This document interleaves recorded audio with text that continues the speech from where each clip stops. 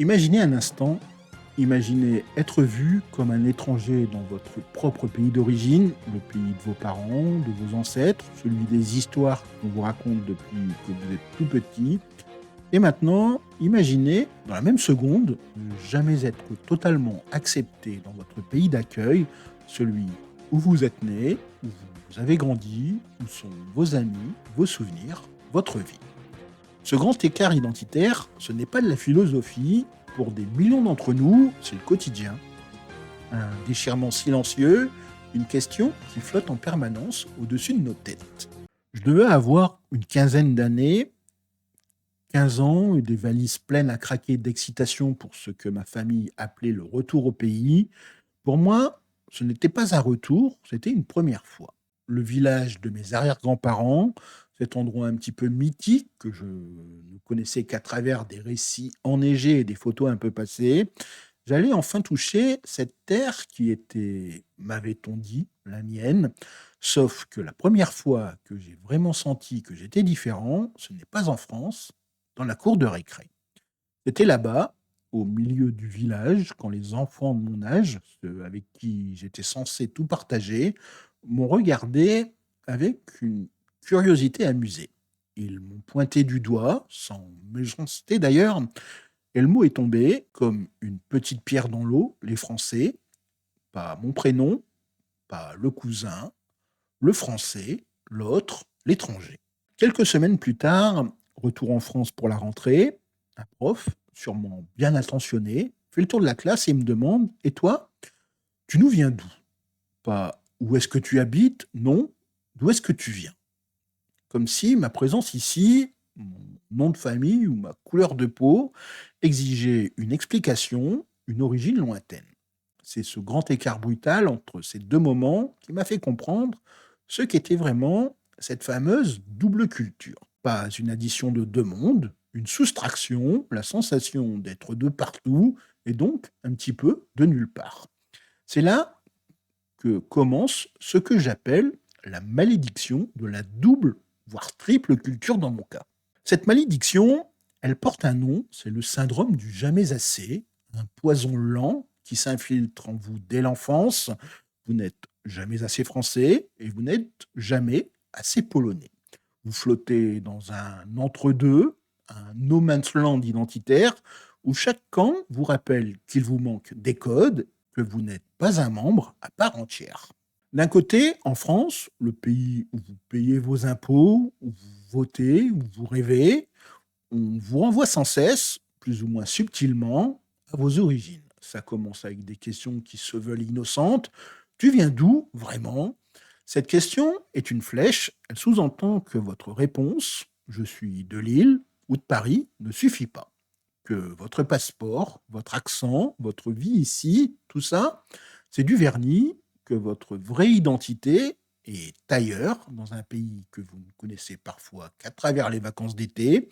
On vous rappelle sans cesse que vous êtes différent, on se trompe sur vos origines, on fait des remarques sur votre physique. Ce questionnement sans fin vous oblige à justifier en permanence qui vous êtes. Les blagues sur vos origines, même dites gentiment, finissent aussi par peser lourd. Les «Ah oui, c'est vrai, vous êtes très catholique et tu dois bien tenir l'alcool, toi?» Et ça se passe comment chez vous? Ce chez vous est terrible. Il trace un petit peu une ligne invisible, mais bien réelle, entre eux et vous. Peu importe que chez vous, ce soit un appart à Lille et non une maison à Cracovie, l'imaginaire des autres a déjà décidé pour vous. Ce n'est pas un hasard si de nombreux conflits dans le monde ont une forte dimension culturelle, où la perception de l'autre devient un véritable enjeu. Et puis, il y a la pression de la société. Elle attend de vous une intégration parfaite, silencieuse. Vous devez gommer ce qui dépasse, ne pas faire de vagues, parler un français impeccable, évidemment, mais n'ayez surtout pas l'audace de corriger un natif. Vous devez connaître l'histoire de France, mais ne parlez pas trop fort de celle de vos parents, surtout si elle est liée aux complexités de l'histoire européenne. On vous demande d'être un bon immigré, même si vous n'avez jamais immigré de votre vie. C'est une double contrainte, sois comme nous, mais n'oublie jamais que tu n'es pas des nôtres. De l'autre côté du miroir, la culture d'origine. La famille, la communauté, le jugement y est différent. mais tout aussi douloureux. Là-bas, vous n'êtes jamais assez authentique, la langue de vos parents, vous la parlez avec l'accent français, vous cherchez vos mots, vous faites des fautes qui font rire les oncles et les tantes, vous êtes le produit de l'Occident, on vous regarde avec un mélange d'affection et de pitié, le pauvre, il a perdu ses racines. Les codes culturels vous échappent, un mariage traditionnel, vous ne savez pas exactement comment vous comporter, l'humour local, vous ne saisissez pas toutes les subtilités, vos références culturelles sont décalées, vous êtes celui qui a oublié d'où il vient, on vous appelle l'immigré dans votre propre famille, le français, le choc culturel inversé est une réalité, vous arrivez dans un lieu qui devrait être familier, mais qui vous semble étranger. Et les attentes familiales sont immenses. Elles cachent une peur, celle que vous perdiez. Vos parents, qui ont tout sacrifié, attendent de vous que vous soyez le gardien de la flamme, que vous portiez la culture, la religion, les traditions un petit peu comme eux. Alors, ils insistent sur la religion, sur le choix du conjoint, sur les valeurs. Et vous, pris en étau, vous vous sentez coupable. Coupable de vouloir vivre comme vos amis, coupable de ne pas ressentir la même chose qu'eux, coupable d'aspirer à une liberté qu'ils ne comprennent pas. C'est un conflit de loyauté permanent. Cette position d'entre-deux crée une anxiété profonde. Qui suis-je au fond, la somme de mes deux cultures, ou juste un individu qui flotte, sans encre? On se sent comme un imposteur partout, un acteur qui change de rôle selon son public, mais qui ne sait plus quel est son vrai visage une fois le rideau tombé. Vivre avec cette malédiction est un fardeau mental. Le plus lourd, c'est la solitude. Vous êtes entouré, et pourtant, vous vous sentez profondément seul. Seul à comprendre cette situation, vos amis français ne peuvent pas saisir ce que c'est que de traduire parfois des papiers pour la famille. Vos cousins de Pologne ne peuvent pas comprendre le racisme subtil que vous vivez, ni votre soif de liberté individuelle. Vous êtes un pont, mais on ne vit pas sur un pont, on ne fait qu'y passer. Alors, vous restez seul au milieu, à regarder deux rives qui ne se rejoindront jamais vraiment. Cet isolement est renforcé par le conflit de loyauté, une vraie torture psychologique. Choisir ses études, sa carrière, son partenaire, tout devient un acte politique. Chaque décision est analysée. Si vous choisissez un partenaire hors de votre culture d'origine, on vous accuse de renier vos racines. Si vous suivez les traditions, vos amis vous trouvent communautariste. Vous avez toujours l'impression de décevoir quelqu'un. Pour survivre, on développe ce que les sociologues appellent le code switching. Ce n'est pas juste changer de langue, c'est changer de personnalité. À la maison, vous activez la personnalité culturelle A, un certain ton, un certain vocabulaire. Dehors, avec vos amis, vous activez la personnalité culturelle B, un autre humour, d'autres sujets de conversation. C'est une gymnastique mentale épuisante, comme jouer dans deux pièces de théâtre en même temps. La peur panique que les deux publics se rencontrent, lequel de vous allez-vous montrer? Le fardeau, c'est aussi le poids de la représentation. Vous devenez un ambassadeur sans l'avoir demandé. Pour les uns, vous représentez votre culture d'origine. Chaque bêtise que vous faites rejaillit sur votre communauté. Pour les autres, vous représentez la France, l'Occident. Vous devez être un modèle de réussite, la preuve que l'émigration en valait la peine. C'est une pression écrasante.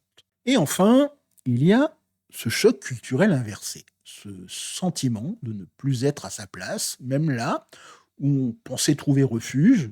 Vous idéalisez le pays d'origine, vous y voyez l'authenticité, la chaleur humaine, et puis vous y retournez, adulte, le décalage est parfois brutal. La mentalité vous semble parfois étriquée, le manque de ponctualité vous énerve, vous réalisez avec horreur que vous êtes plus français que vous ne le pensiez.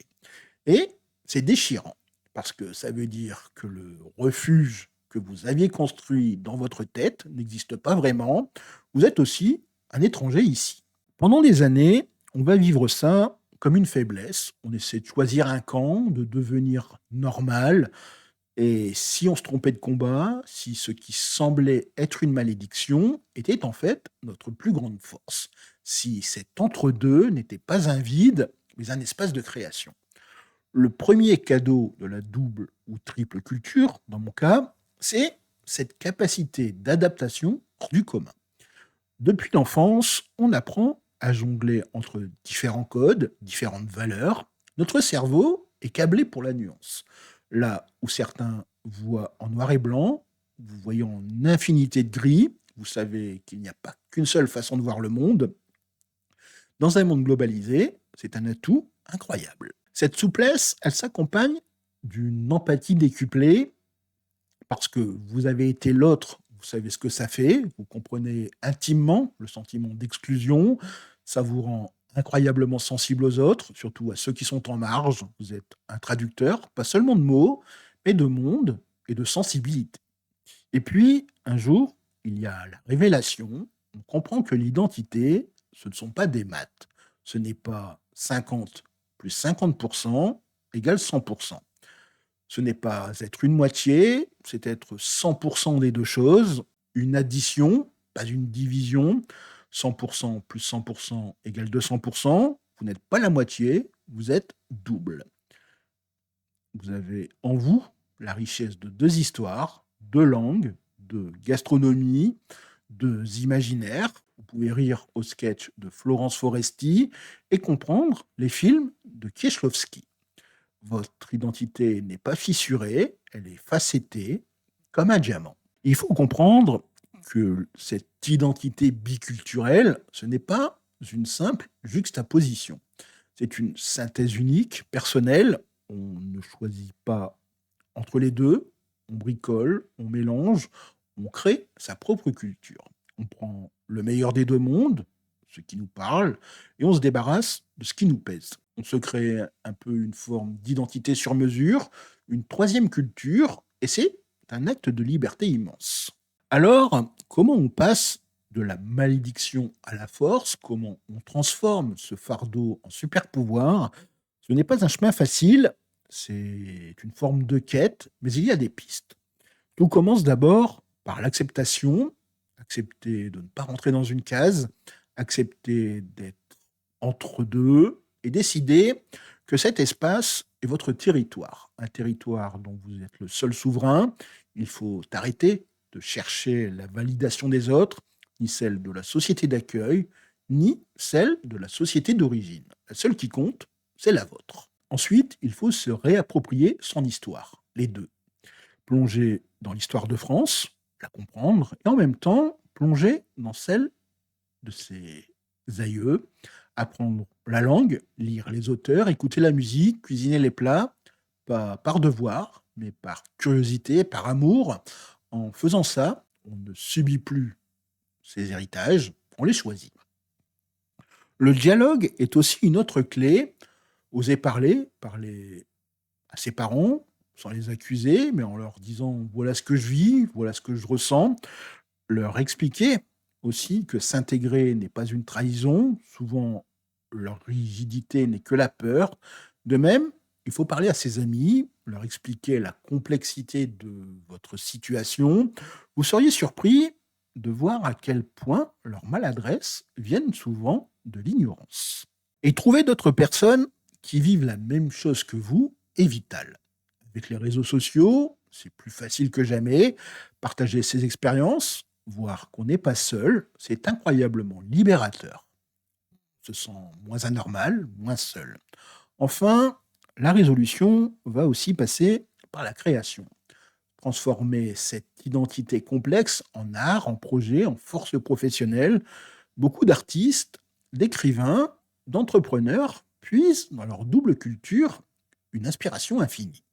Votre vision du monde est unique, ce n'est pas un handicap, c'est votre avantage. Il ne s'agit pas de résoudre le problème, il n'y a pas de solution finale, il s'agit d'apprendre à danser avec la complexité, d'accepter que son identité soit fluide, mouvante. On n'est jamais vraiment arrivé, mais on peut trouver une forme d'harmonie. L'idéal est de construire son identité en piochant dans ces deux cultures, ce qui est une immense richesse.